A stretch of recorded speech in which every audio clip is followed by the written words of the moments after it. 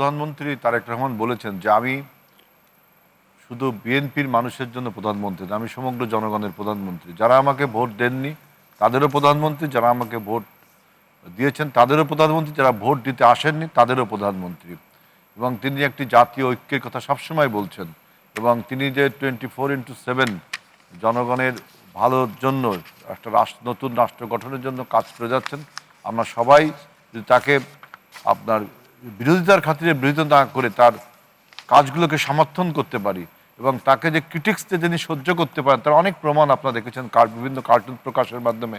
এবং সেই ক্রিটিকগুলো কিন্তু সহ্য করতে পারছেন, অর্থাৎ তার সহ্য ক্ষমতা, ধৈর্য এবং তার যে সাহস এবং পরিশ্রমী এই মানুষটাকে আমাদের সাপোর্ট দেওয়া উচিত। যে আমরা এত 2-3 মাস 3 মাস হলো আমাদের সরকারের, 3 মাসে একটু বেশি দিন হয়েছে, আজকে 100 দিন।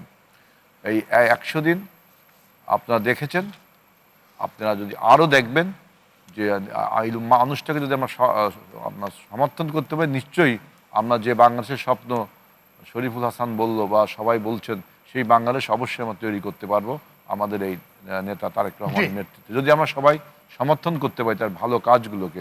খারাপ কাজগুলো তো ক্রিটিক্স করবই।